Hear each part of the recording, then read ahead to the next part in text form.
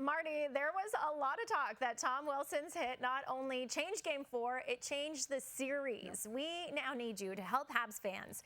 Can you make the case that the Canadiens are still in this?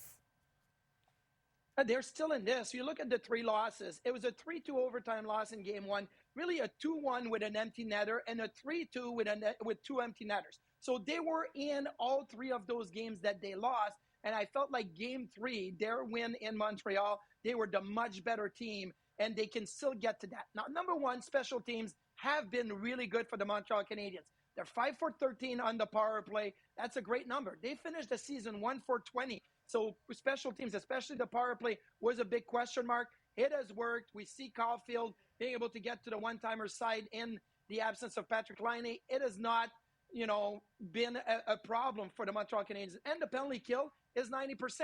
So we haven't had to worry about Ovechkin on the power play and the Washington Capitals on the power play. It's been great. Now, 5-on-5 is where there's a little bit of a hiccup. In Game 4, the Montreal Canadiens only had 12 5-on-5 shots on goal. That has to be a lot better. And they are a bottom 2 offense in goals for at 5-on-5 this offseason. And when you look at the teams that are there, Tampa Bay, the New Jersey Devils, the Ottawa Senators, they're all some of the bottom teams scoring at 5-on-5. And what do they all have in common? Well, they're all down 3-1. So that is a problem. 5-on-5 has to be better. And if they can get back to where they were 5-on-5 in the first 3 games of the series, I think they have a chance because their special teams is keeping them in the games. Yeah, they have been thrilling to watch. And there have also been some huge hits in this series.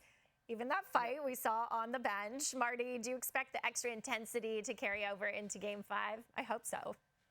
I think it will. And look, it's because it's that important right now. You don't want to be taking penalties, but you don't want to back down from a fight, right? And I'm not talking about a fist fight. I'm talking about this physical fight that both teams are getting into right now. So, yeah, Tom Wilson had a big hit in Game 4. It changed the way the game was played in the third period. Why? Because you didn't have Carrier, and all of a sudden, you have that missing piece on the blue line. But I think the Canadiens have that ability with Josh Anderson, especially. Even a guy like Brendan Gallagher can really get physical and get under your skin.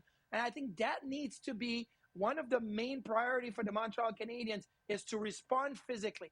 I'm not talking about, Goolie's got to go and drop the gloves with Tom Wilson. That doesn't have to happen. But I think Goulie has to be physical. I think Anderson has to be physical. I think Slafkovsky has to be physical. And if they're able to bring the physicality up, all of a sudden you're pushing back Wilson and the Washington Capitals, and then you give yourself a chance. Maybe you even get a power play or 2 out of that. So the intensity and the physicality still has to be a big priority for both teams. Okay, well, we'll wait and see. We've got to wait one more day for Game 5. The series picks up tomorrow with a 7 p.m. Eastern puck drop in Washington.